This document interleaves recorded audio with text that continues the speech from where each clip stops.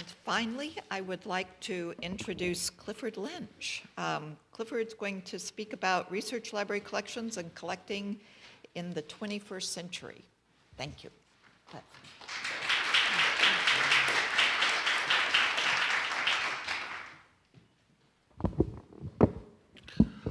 Well, it's nice to be here, and I'm particularly glad that I decided to work from notes rather than from PowerPoint, because given all of the wonderful stuff that has already been covered by my three colleagues, and also some of the discussion that's been emerging, I am particularly grateful for the ability to be able to adjust my comments to cover a few extra things and return to a few points. We're here to really, I think, talk about the future of libraries and how they're evolving.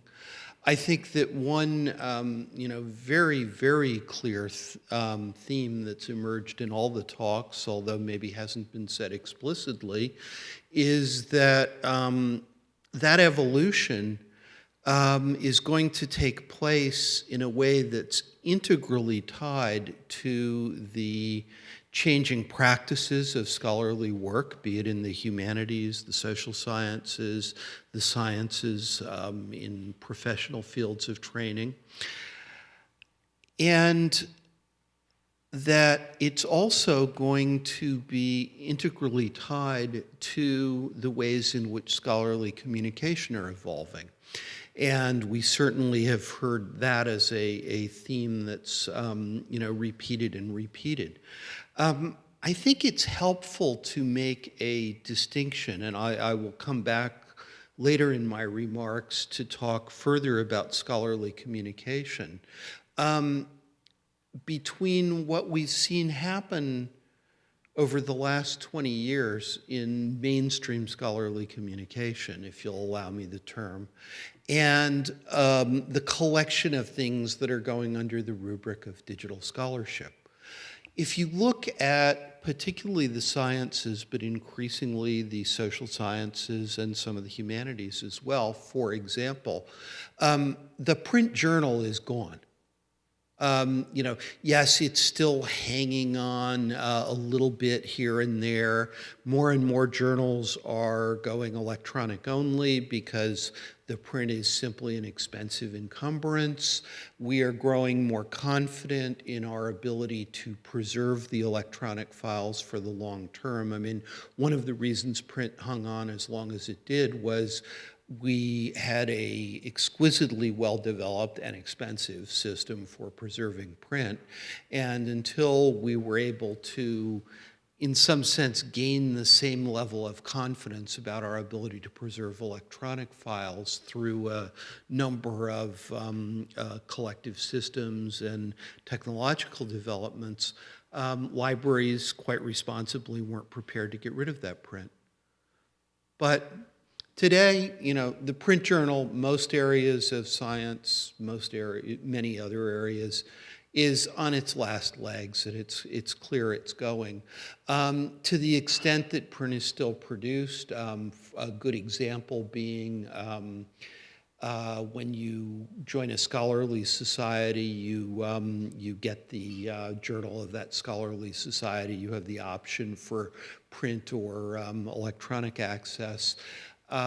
Typically, if you're affiliated with the university, of course, has it in electronic form for the entire university community, setting up a problem, by the way, with the economic viability of scholarly societies, because a lot of people used to join them to get the journal and the convenience of having the journal sent to their home.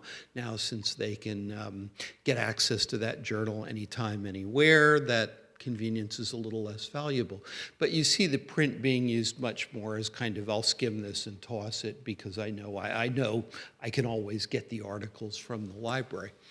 Now, the really striking thing about this, all of this migration, all of this investment to electronic form is this. If you could dredge up a scientist from the 1950s and showed them a printout or even what's on the screen from a journal article from one of those journals, they'd know exactly what they were looking at. They'd say, yeah, there are a couple of interesting, weird things here. There are some links you can click that take you to other things. But fundamentally, the discourse style laid out there, the template, the way ideas are developed, hasn't changed very much.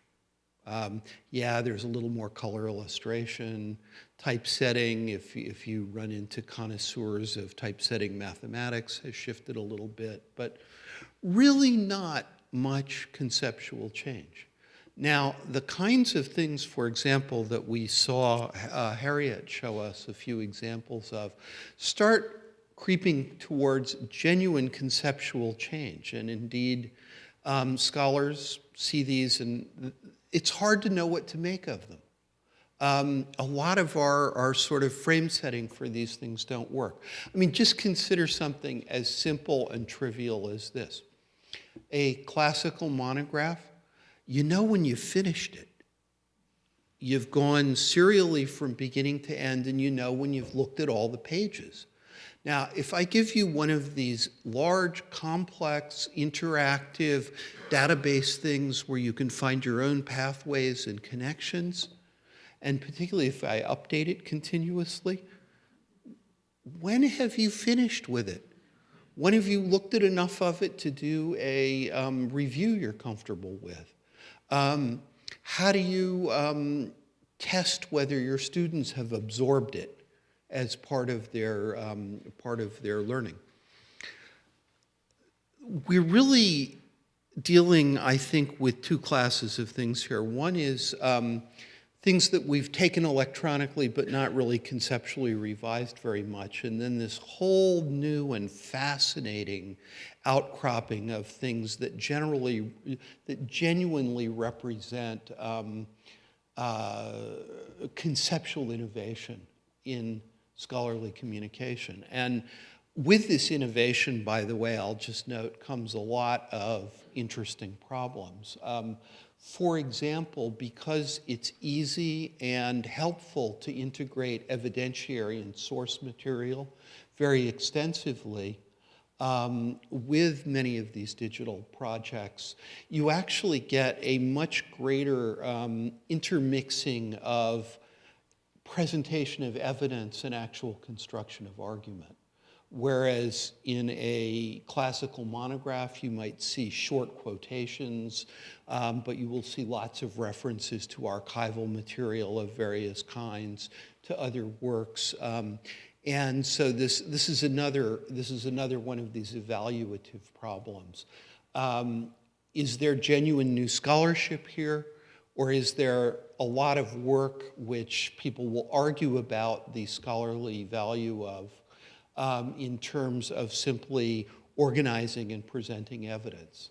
And let me just underscore the argue there. There was a time in scholarship in many areas where people, I think, got a lot more credit for the preparation of critical editions than they do today. If you go over to the humanities, we see a strange debate which goes something like these quiet hall conversations. Well, he or she could actually have been a good biologist if they hadn't gotten sidetracked in building one of these little databases like GenBank or the Protein Data Bank that the entire field relies on to do its work. There's this whole question of the extent to which informatics is legitimate scholarship, or whether it's scholarship of a parallel sort or something else. This is not a totally new phenomenon. If you talk to people who do engineering on detectors in high energy physics, there's this sort of, well, is it engineering or is it really physics? And well, you can't do the physics without it. We're seeing analogs of those arguments resurfacing in lots of complex ways. So I think I just wanted to spend a few minutes on that distinction because I think it's really critical. Now, let me note that library is a very slippery term that leads to all kinds of conversations that go past each other because it refers to a physical place, it refers to a collection, and it also refers to an organization made up of people that sits within a bunch of larger social pacts and other sorts of things, and is profoundly connected with our strategies as societies for maintaining our memory and our record of what we did. When you look at, and when you think about it this way, you then see the surfacing of particularly horrible terms, the catchphrase of the late 80s and 90s, digital libraries, a term that, is oxymoronic in multiple ways and still gives me a lot of agita when people ask me about them. Because it's one of these terms that's both resonant in a very helpful way of things that are important to us as a society, as scholars, but also very confusing in a lot of other ways. So let's talk about collections and how we deal with them and that aspect of libraries, recognizing that that isn't the only aspect of libraries. So historically, research libraries have worried about two things, primarily. One is the scholarly record, with particular focus on the contributions that their faculty and their academic community have made to that scholarly record, and also reflecting the parts of that record that are of greatest interest to the local community. And that's a relatively constrained area. We've already talked about some of the inertia baked into it and some of the issues there. The other part of the collecting goals of research libraries, and here they begin to share common cause with many other memory organizations, museums, archives, national libraries, things that we don't really have great names for, but are have evolved in the 20th and 21st century to collect and manage certain kinds of audiovisual and digital material. But this is fundamentally a collection of evidence that can support future scholarship and the scholarship of today. This is something that's much broader and sort of infinite on its boundaries that we sometimes allude to as the broader cultural record, of which the scholarly record comprises a fairly small part. And no institution can collect that by itself. In fact, there's a certain sense that all of the institutions operating collectively are fighting an eternally losing battle here. But that they're trying to make wise choices and good choices, and to kind of collectively build that up and hold it in trust for future scholars and researchers, and indeed other members of the society who are interested in that material. The rules are changing drastically in all areas here. If you look at that collection of broader cultural material, you can really kind of roughly subdivide it into two pieces. There's a piece that is commercially produced, if you will. It's intended for broad distribution into the society. This would include published books, music, movies, television broadcast, commercial computer games, on and on and on and on. Today it also includes sort of things like social media platforms that are used by an enormous amount of the population on an ongoing basis. Then there's the special collections, the one-of-a-kind things, the data sets, the hand-built objects, the personal unpublished papers. All of these things are terrifically important to research, and indeed, in some ways, they are the hallmarks of our great research libraries and the things that make one distinctive from the next.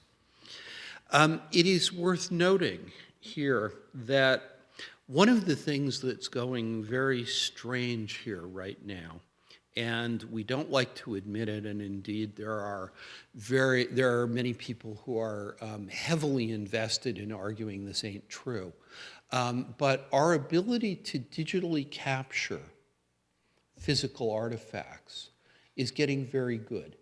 It's getting good with 2D things, print pages, pictures, things like that.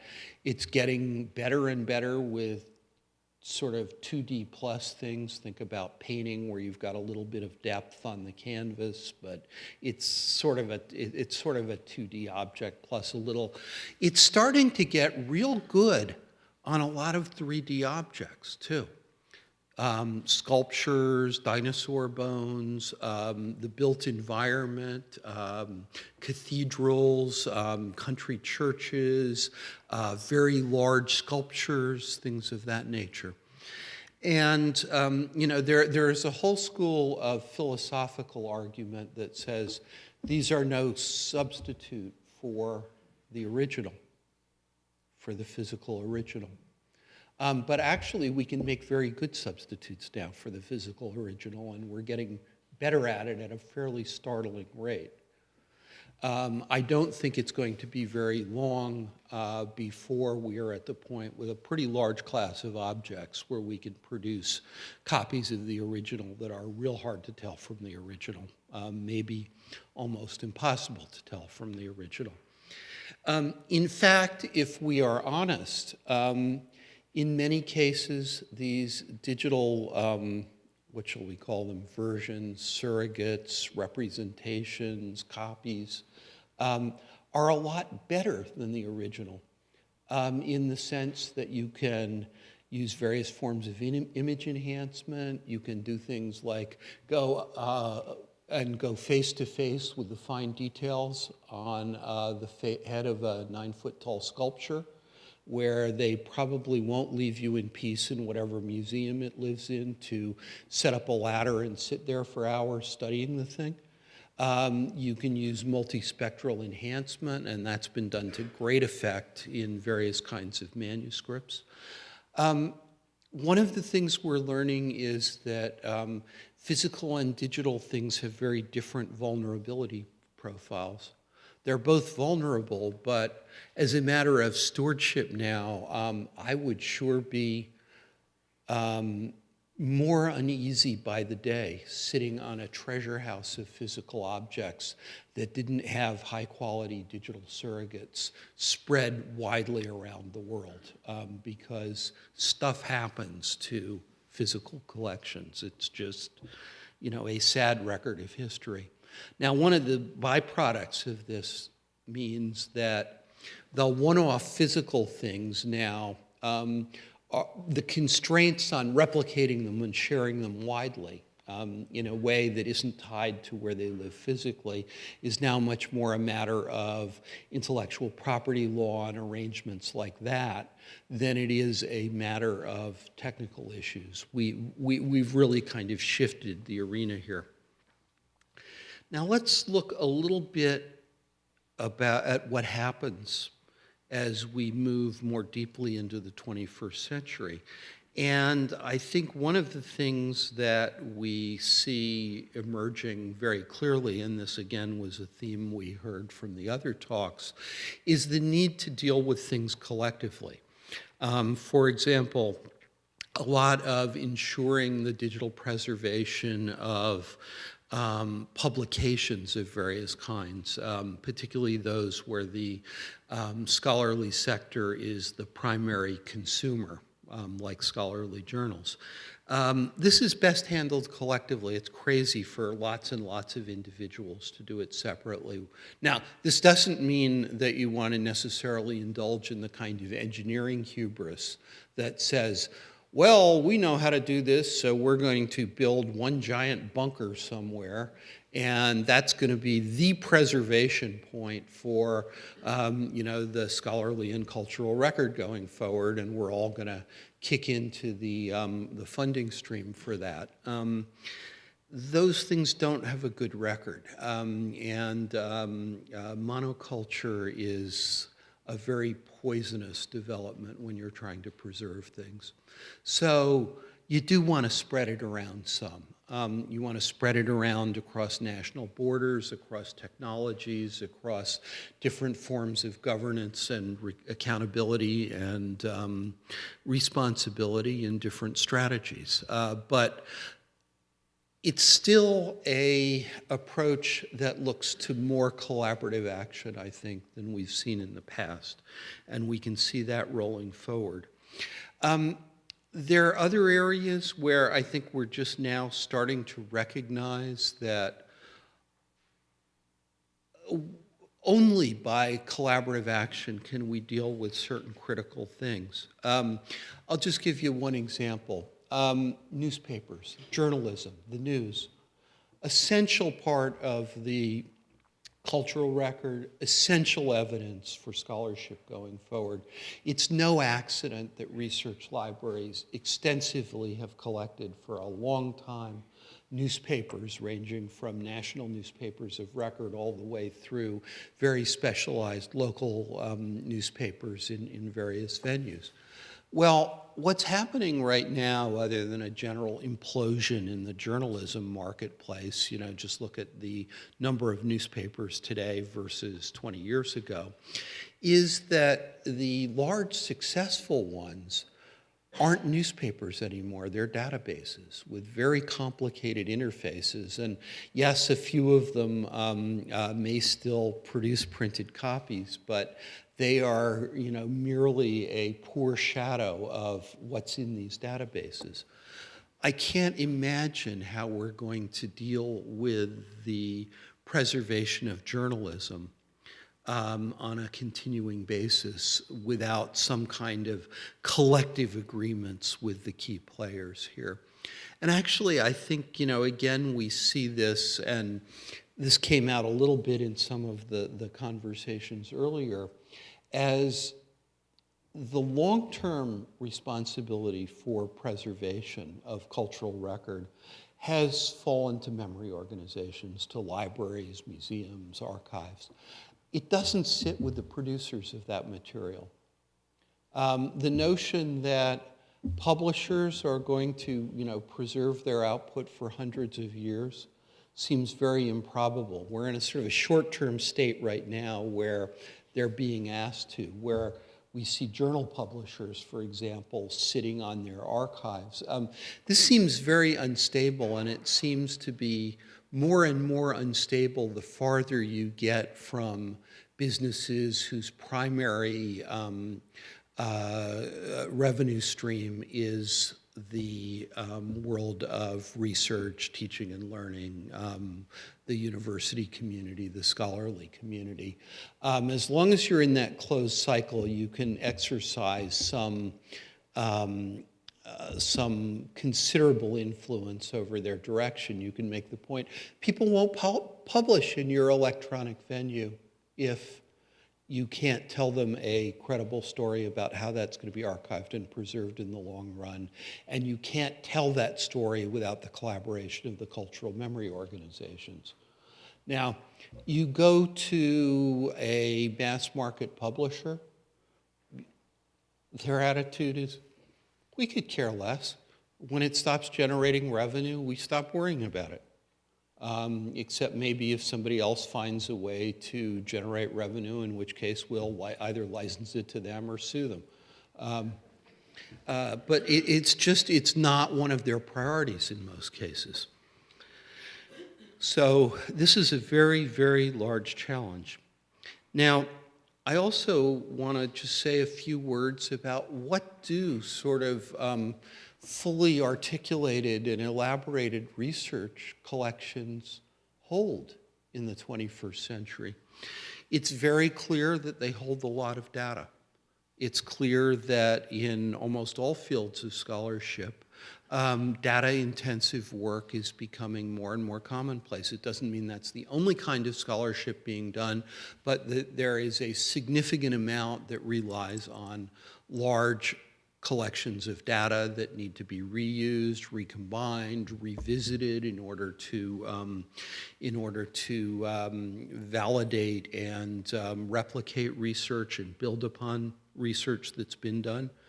Those come from and are an integral part of the work of our faculty at our research institutions. They come, by the way, with a messy intertwining with software that's used to interpret them, and we could talk a long time about that. These are not going to be managed solely by universities. Science agencies are going to build repositories. We're going to see various kinds of disciplinary activity. It's going to be, I think, a very complicated patchwork. But at some level, I can't help but feel that, especially given the somewhat fickle nature of government funding to science agencies, that the ultimate responsibility for a lot of this material in the long term is going to fall to the cultural memory institutions, and particularly the universities. Evidentiary collections, observation of all kind, that example of the news, but also things that we just don't think about. For example, every major urban center now is creating vast amounts of sensor data that tells you a lot about what was going on in that city, how people are living, how they're moving, how they're conducting their lives. Who's going to preserve that? Do we need to preserve it? That's unquestionably evidence that can drive some fascinating scholarly work today or in the future. There's been an enormous rise of what I would call sort of non-commercial or non-mass market consumer goods that are a very interesting part of the cultural record. And even some that are mass market. One of the things we've had going for us for the last few centuries that's really interesting is that when the official cultural memory sector messes up and doesn't identify some new genre that's becoming important, often there's a generation of passionate individual collectors who do. And then over the course of the next generation or two, that rolls into the institutions as gifts or purchases as this material is recognized. Go back and look at the history of what we once called comic books, or trashy paperback novels, or things like that, all of which are now recognized as important windows of insight into what was going on in various sectors of society.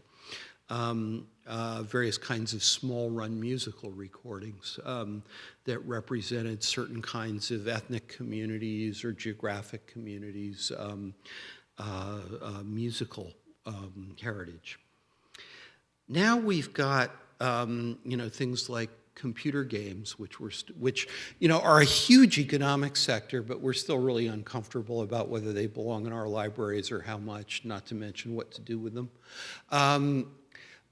We're building various things that make it really hard to be a collector, various kinds of digital rights management, the notion that maybe you can't pass on your digital music collection to someone else when you're done with it, to your children or something like that. These are developments that are really putting the traditional collector safety net into some jeopardy. And non-commercial stuff is really hard to deal with. One of the wonderful things historically about the publishing industry was it packaged up rights and objects and sent libraries nice catalogs of these things to choose from. Now we face a time where libraries need to completely turn this around. They need to look for what's important, go out, negotiate, and attempt to clear rights. to build collections, and they need to do this both individually and collectively. They're going to need to do this with a lot of the outpourings of material that are going across the net, self-published material, in all artistic and creative genres, commercial records, all of that. So I think that these are things that are going to characterize a very different kind of collection building that is going to be essential to the libraries of the 21st century. And you've already heard some bits and pieces of it. Now, I could go on a lot longer about this, really I could, but I want to wind down and allow some time for questions. So I just want to close with two comments.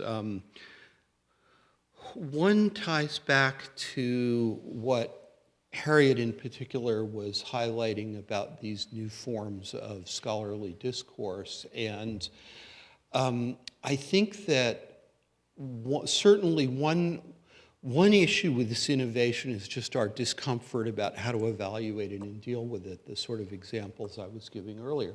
The other, though, is its fragility from a preservation point of view. It's very hard to take seriously scholarship that's going to evaporate in 10 years, not leaving a trace, at least at some level. Indeed, it doesn't feel like scholarship if it doesn't have some permanence of expression, perhaps.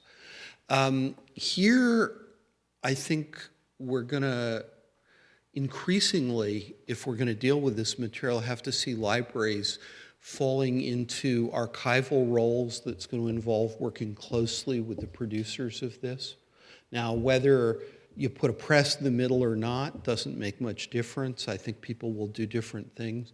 But I personally feel that one of the sort of great underminers of innovation in scholarly communication is that we haven't made sufficiently firm commitments or been clear enough about what we are and are not capable of archiving for the long run.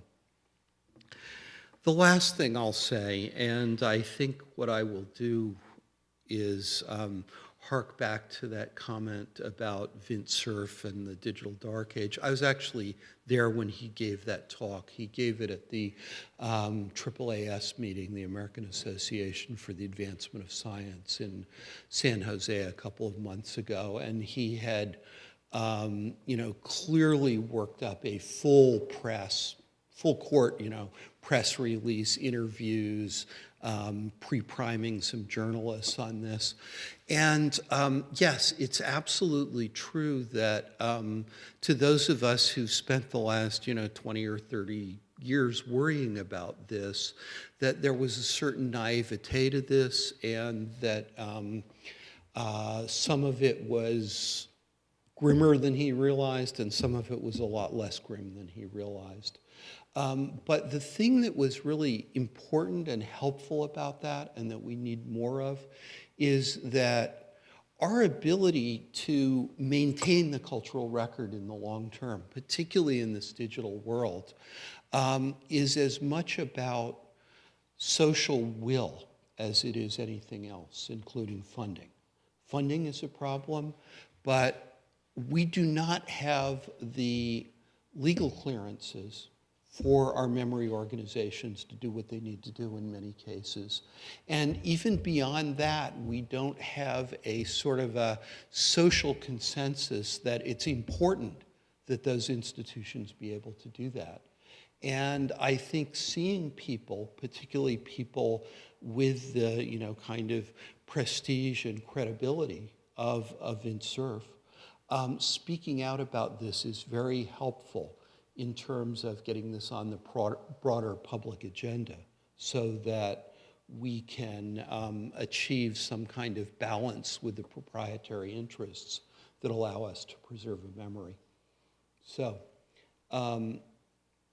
that's sort of a look at collection building in the 21st century and how that fits in the broader context. And I think it is going to be vital for research libraries to recognize as we see all of this digital convergence, particularly, that they are part of a broader context here, and that they are going to need to form alliances and collaborations, not just with other colleagues in the research library community, but substantially beyond that, in order to ensure that particularly the evidentiary material is there to do scholarship, not just later in the 21st century, but maybe even in the 22nd century.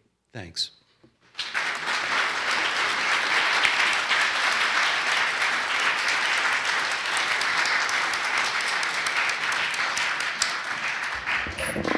Thank you, Cliff. That was great. And we have a few questions. Thank you. Hi. Thank you, Dr. Lynch. That was a really interesting talk. I thought that was fascinating. My question really just goes back to get your thoughts on the whole e versus print when we're developing our collections, because I think this is something that all librarians are always struggling with, especially because there's so much information coming out about, and research about how folks are interacting with print versus e, and collections lasting in digital formats or print formats. And we all want to do best by our users, and we want to be good stewards of that money. And so, so every day, whether we're developing approval plans or making individual selections, we're not sure what to do. And I thought it was interesting when Dr. Borg said, you know, what's the question, I mean, I'm paraphrasing here, but, you know, what's the healthy balance between the two? And I think she said it depends and I don't know, or I don't know, it depends, which I thought was great because it all depends, you know, every time we're doing this. So, so really what I'm wondering about is, like, I've seen research recently, I don't have the citation, that folks learn better, or undergraduates are learning better with print, or that they actually prefer print. And then I've seen other research saying the opposite. And so, and then we know the pros of electronic resources, the access, the space issues we have, all that demand for learning spaces in universities. So we're grappling, when we care about all these things, we're grappling with all of that, you know, when we make those decisions. So I was just wondering what you thought librarians and libraries should be thinking about when we make those important decisions. I know there's disciplinary differences right across the board, but we make those decisions about collection development approval plans and individual selections versus print, e, or both. So this is an area that's a moving target, to be sure. And let me just give you a couple of sort of principles. One that we can't lose sight on, and this is probably going to occur first in mass markets rather than scholarly markets, but maybe not, is we cannot assume that because it's not available in print, it isn't important. That is a disastrous assumption at this point, and there are going to be situations where we have to acquire things in digital form, because that's the only form we can get them in. And we're going to have to do it, you know, with our air sickness bag in hand as we deal with some of the licensing issues around it that don't apply to printed things. There's just no getting around that. In fact, one of the things that, you know, I'm very grateful for right now is that most significant stuff, particularly in the mass markets, appears in both print and electronic form. So libraries can acquire the print and then do the sorts of things they want to do as libraries. We're starting to see more and more material show up in electronic only form. Right now, a lot of it is fiction. A lot of it is stuff like indie music. But these come with license terms on it that basically say, oh, if you're any kind of library or archival organization, forget it. We won't license it to you. We won't let you use it in any of the ways you need to use it. Just forget it. That is a massive disaster in the making in terms of cultural record. And there are people now that are doing some very disturbing studies about, you know, how the sort of standard arrangements through Amazon or iTunes or things like that affect libraries' abilities to operate. And there's lots more detail there by specific field. I think in terms of scholarly monographs, There is a very strong body of evidence that says that people who want to make intensive use of those and read them, cover to cover and really consider an extended argument that's being laid out are generally happier doing that in print. It's easier to navigate. It's easier to navigate around to the footnotes, to annotate. Print is still really good for that.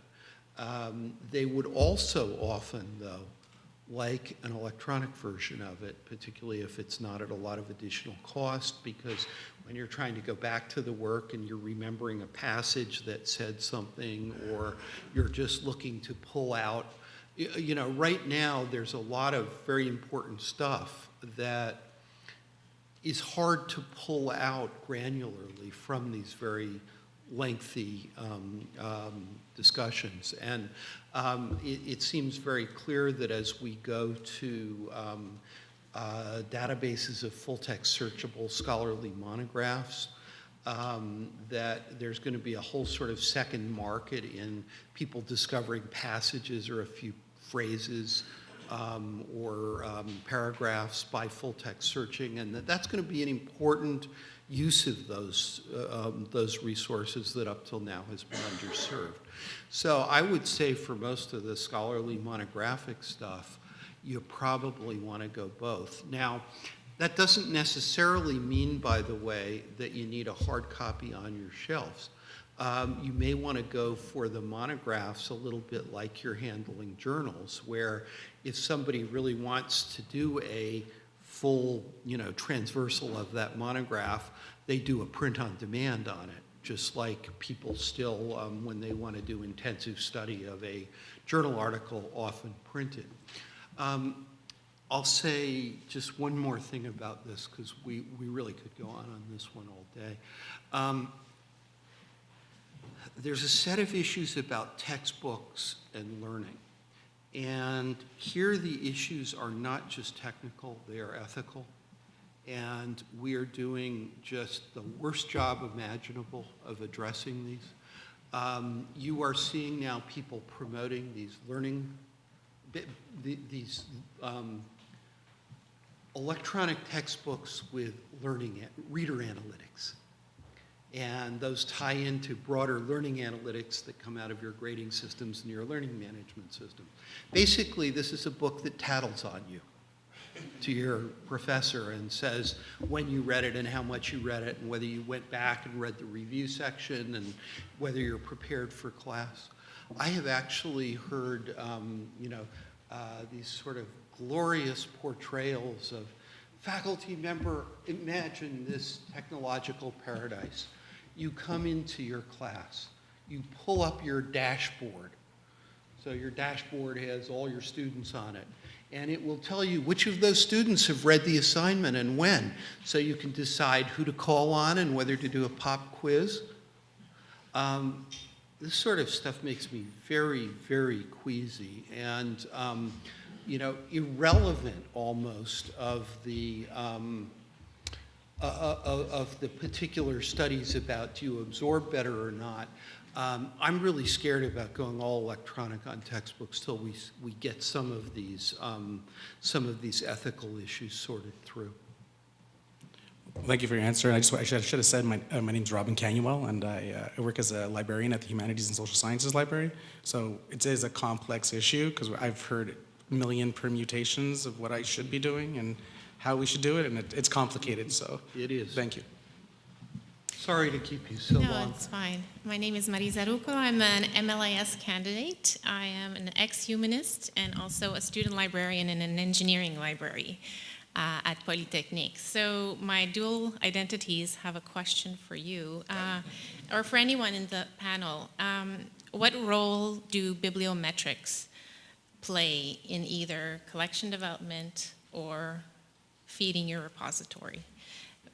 If it's so contrasting between the sciences and the humanities with the different tools, so I'd like to know what your take is on that. That's a hard question. I can get myself into a lot of trouble here. I know I said a bad word, but... So So let me start by saying I think bibliometrics are one of these sort of, fascinating retrospective analytic tools that can tell you things about how knowledge diffused and who built on who. And it's very clear that the systematic use of these for those purposes has opened up some very useful new windows into the sociology of knowledge and this kind of thing.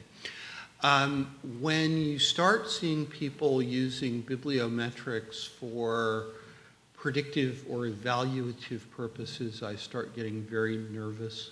It has been remarkable and to me really scary the extent to which some institutions now are including bibliometric analysis as part of tenure and promotion processes rather than trying to actually make some effort to evaluate the scholarship itself.